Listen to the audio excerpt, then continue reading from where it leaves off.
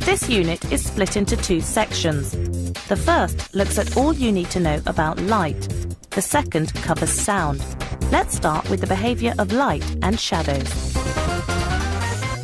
Light is a form of energy that travels at incredibly high speed, and we detect it, obviously, by using our eyes. But where does light come from? What is the source of all this light, and why do some things appear brighter than others? Why can you see a cat's eyes in the dark? They glow, don't they? Yeah, they're really bright. I think it's something to do with them being able to see in the dark. Well, cats can see in the dark, can't they? It's because their eyes shine. I don't know. We need science in action to investigate. I'm onto it. My dark lab seems the perfect place to start. Maybe Boffin here can help. So why can I see her eyes in the dark? The light from the torch reflects off Boffin's eyes and enters mine, so I can see them. Without a light source, I can't see anything at all. We can see luminous sources, for example, these optical fibres, light bulbs, the sun and other stars, because of the light they give out which enters our eyes. We can also see non-luminous objects, such as these pillars and the studio, because light from a luminous source is reflected off them into our...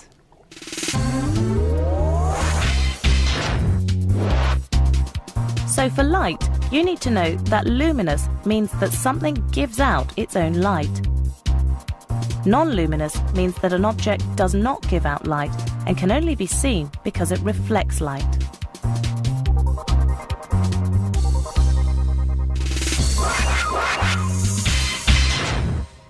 Explain, using a diagram, how you can read a book using the light from a bedside lamp.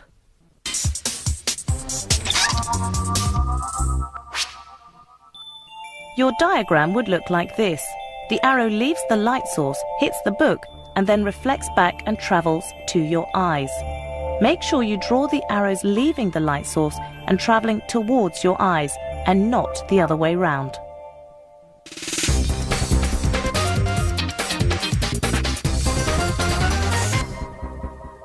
Most surfaces reflect light, but unlike most everyday things, mirrors have a smooth surface and therefore reflect light in a regular and predictable way. Light is reflected from a mirror at the same angle as it hits it. And remember, light only ever travels in straight lines. Everything you see is a result of light travelling into your eyes, and light can only travel in straight lines like this. If light was curved, then you could see round corners. And as we can see from this, that's not the case. And the only way we can see this light is when all the holes are lined up in a straight line. You can see this happening when I use this flexible mirror. If we look closer up, we can see the light rays shining directly onto the surface of the mirror. When I use this bend the mirror's surface, the light rays bounce off the mirror's surface at different angles, giving a distorted image.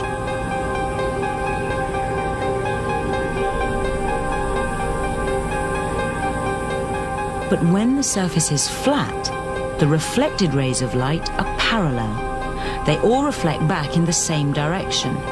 And when those rays go into my eye, I can see an undistorted image of myself. A mirror is a flat, shiny surface, and most of the light that hits it reflects or bounces back. How mirrors reflect light is a key concept in this unit, and for your test you really need to understand it well. The ray of light striking the mirror is called the incident ray, and the ray leaving the mirror is called the reflected ray. The angle of incidence is measured with a protractor from the dotted line called the normal, and this angle of incidence, I, will always be the same angle of reflection, R.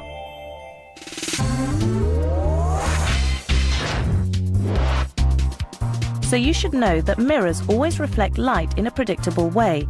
A plane mirror will always reflect light at the same angle as the light strikes the surface. This relationship can be summed up by the equation the angle of incidence I equals the angle of reflection R.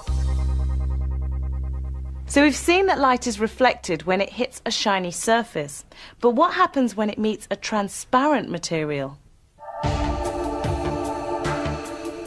Take a close look at the stick. It looks as if it has a bend in it, a sharp bend. But from here, it looks normal, perfectly straight and no bends.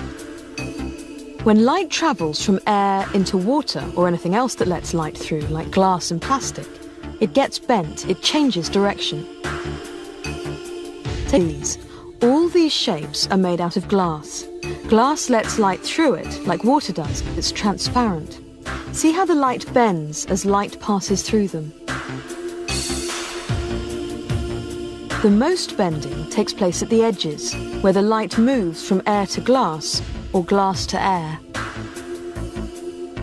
This bending effect is called refraction, and we can use it to do some useful things. Refraction is caused by the speed of the light changing as it passes into one substance from another. But be warned, if the light passes into and out of one of these transparent materials at right angles to the surface, then the light ray passes through with no change of direction. This time, let's look at what happens when white light passes through a glass prism. If I pass the light through a prism, it's refracted. Something else happens. White light entering the prism, but all these colours coming out. Well, this is dispersion, and what we're actually seeing is what makes up white light, all the colours of the rainbow. This is why the sky is blue and a sunset is orange. This range of colours that's produced by the dispersion of white light is called a spectrum. And for your test, you need to know the names and the order of the colours. So we've got a rhyme to help you. This range of colours can be remembered using this rhyme. Richard of York gave battle in vain. Starting with R for red, O for orange, Y for yellow, G for green, B for blue, I for indigo, and V for violet. So, for your test, you need to be clear about refraction and dispersion. Here are some key definitions to help you.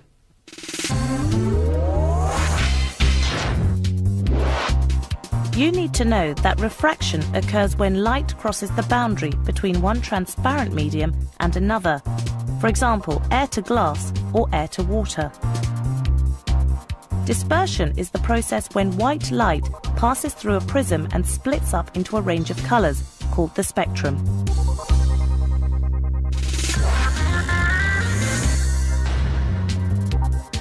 Try to make sure you use the right words when answering questions.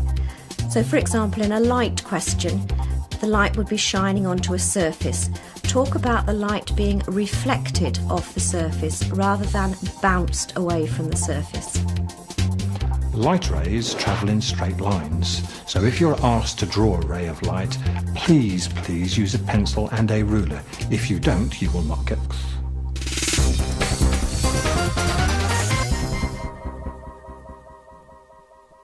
First of all, coloured filters.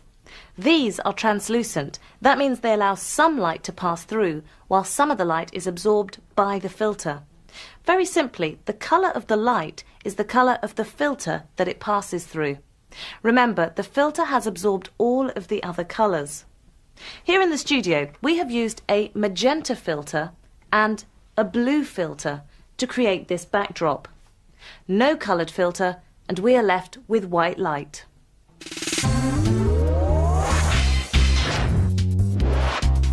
So the key point you need to know about coloured filters is simply that the colour of the light that passes through the filter will be the same colour as the filter.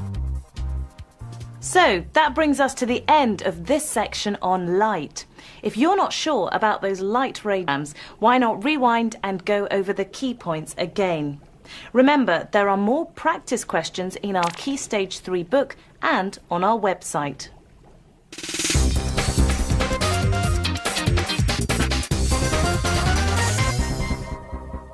Like light, sound is also a form of energy, but it travels much more slowly than light. That is why events can be seen first and heard later. During a storm, we see the lightning first and then hear the thunder. Sound always needs something to move through.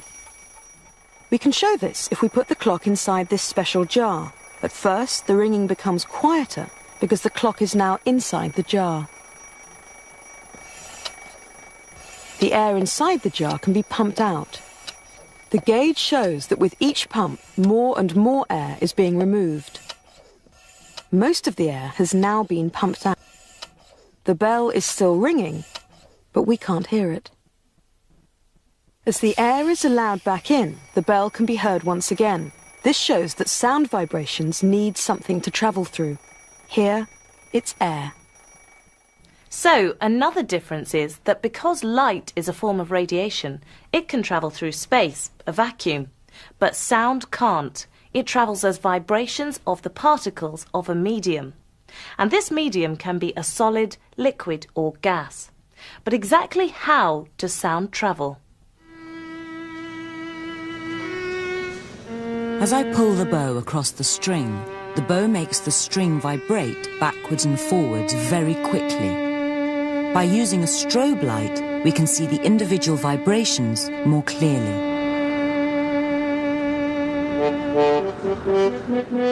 All musical instruments need something to vibrate the sound. This loud sound is caused by my lips vibrating.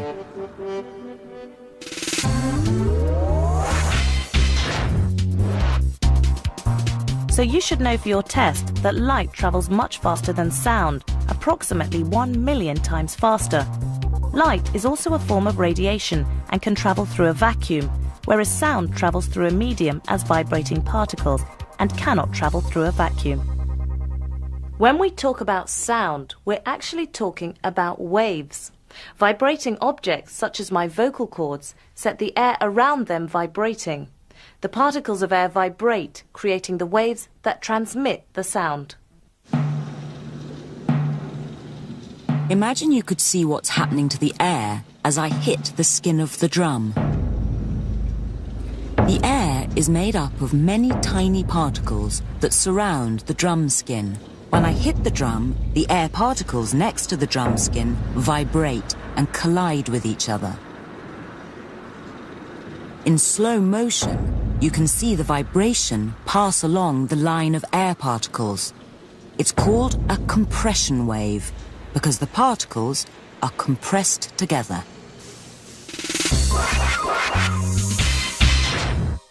In the next clip, write down the names of the different materials you see sound travelling through. Why not jot down the different materials as we go through them?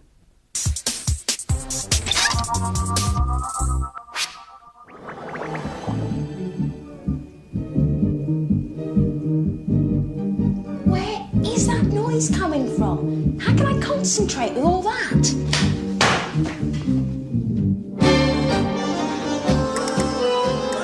There's someone out here who knows a lot about sound. Vasudevan. Maybe she can help.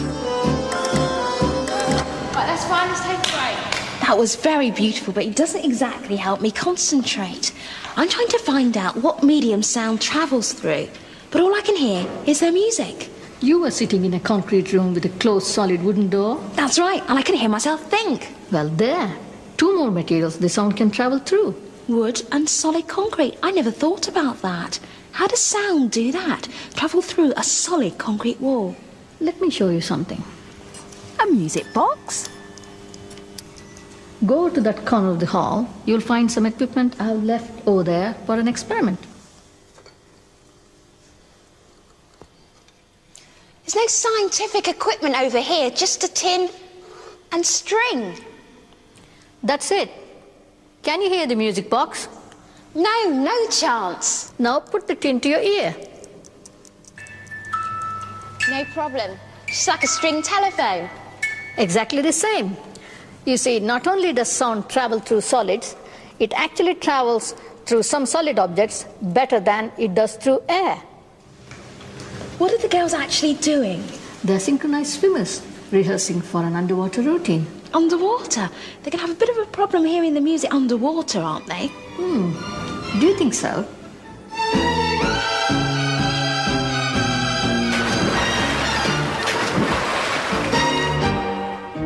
So sound should have no problem travelling through water. Let's see. I have a specially designed microphone that can go safely underwater. It's wired up to a speaker so we can hear what the microphone's picking up. OK, Latta? Above the water, I can't hear the submarine's motors at all. But underwater, what happens? Will the mic be able to pick up the sound? No problem. So with their waterproof speaker, the girls don't have any problem hearing their music after all.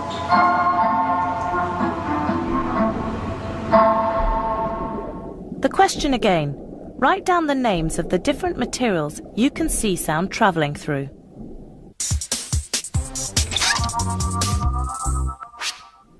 So, how did you get on? There were 5 different types of materials that sound travelled through. Wood, solid concrete, string, air and water.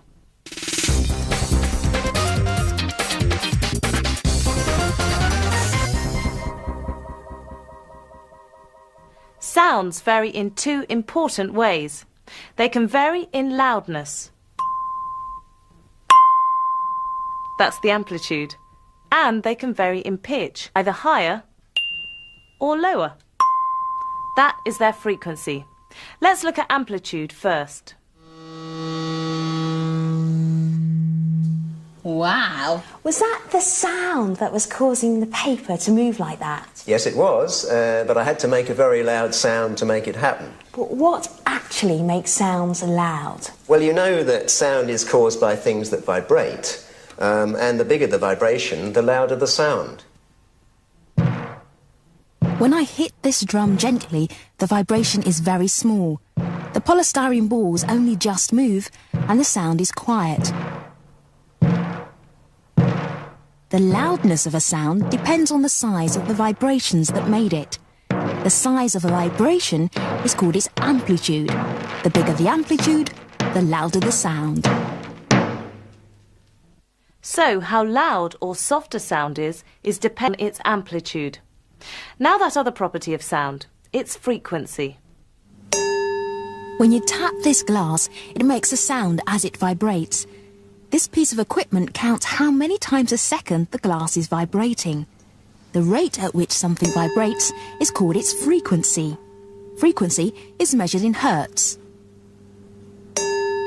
This glass is vibrating 400 times a second, so the sound has a frequency of 400 hertz. So frequency is the number of vibrations a sound produces in 1 second, and the frequency will affect how high or low the sound is. That is its pitch. Let's have another listen. I've got my own frequency generator here. Now, when I shorten the length of the overhanging ruler, the frequency of vibrations increases, and you can hear sound change. It goes up in pitch. Listen. The only way we can see sound waves is to use an oscilloscope. A microphone can be connected to an oscilloscope so that when a sound is made, a trace is seen on a screen. The amplitude is the distance from the central position to the top or bottom of the wave. The wavelength is the length of each complete wave, and the frequency is the number of vibrations each second. So this trace has more waves in a second, therefore a higher frequency, a higher pitch. On the other hand, if the amplitude of the wave increases, the pattern of waves gets bigger, demonstrating a louder sound.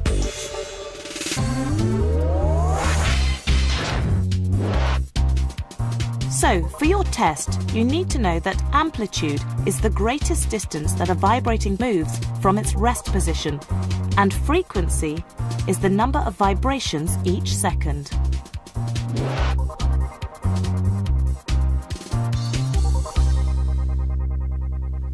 We hear sounds because the vibrations in the air cause our eardrums to vibrate. These vibrations pass from the eardrum through 3 small bones called the ossicles to the inner ear. The range of human hearing is exceeded in nature by many animals, but our hearing sensitivity is remarkable. A good ear can discriminate between some 1,600 different frequencies. Humans can hear sounds that have frequencies from about 20 Hz to about 20,000 Hz, but not everybody can hear the entire range. Exposure to loud sounds causes hearing loss partly through excessive wear of the ossicles. A very loud sound can cause permanent damage to the eardrum or the ossicles.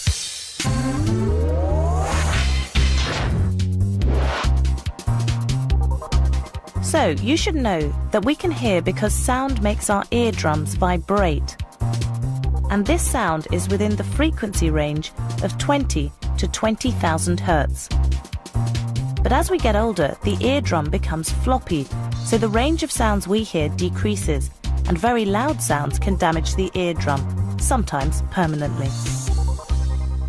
Well done! You have finished both light and sound. Now, if you're not sure of anything, you can always rewind and go back over the areas again. And if you like, you could refer to the book or try out our unique website.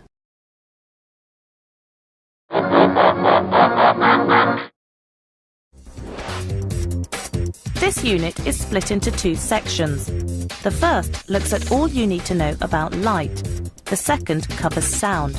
Let's start with the behaviour of light and shadows. Light is a form of energy that travels at incredibly high speed, and we detect it, obviously, by using our eyes. But where does light come from? What is the source of all this light, and why do some things appear brighter than others? Why can you see a cat's eyes in the dark? They glow, don't they? Yeah, they're really bright. For example, these optical fibres, light bulbs, the sun and other stars, because of the light they give out which enters our eyes. We can also see non-luminous objects, such as these pillars and the studio, because light from a luminous source is reflected off them into our...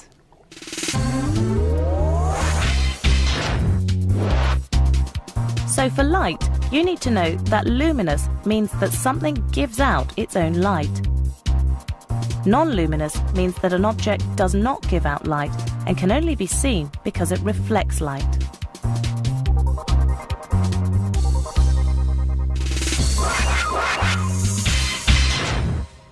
Explain, using a diagram, how you can read a book using the light from a bedside lamp.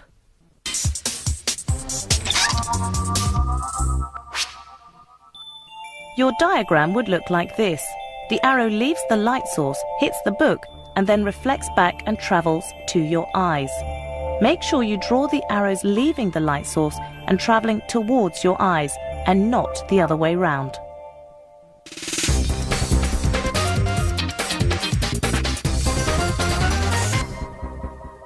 Most surfaces reflect light, but I think it's something to do with them being able to see in the dark. Well, cats can see in the dark, can't they? It's because their eyes shine. I don't know. We need science in action to investigate. I'm onto it. My dark lab seems the perfect place to start. Maybe Boffin here can help. So why can I see her eyes in the dark? The light from the torch reflects off Boffin's eyes and enters mine, so I can see them. Without a light source, I can't see anything at all. We can see luminous sources. Like most everyday things, mirrors have a smooth surface and therefore reflect light in a regular and predictable way. Light is reflected from a mirror at the same angle as it hits it. And remember, light only ever travels in straight lines. Everything you see is a result of light travelling into your eyes, and light can only travel in straight lines like this. If light was curved, then you could see round corners, and as we can see from this, that's not the case. And the only way we can see this light is when all the holes are lined up in a straight line.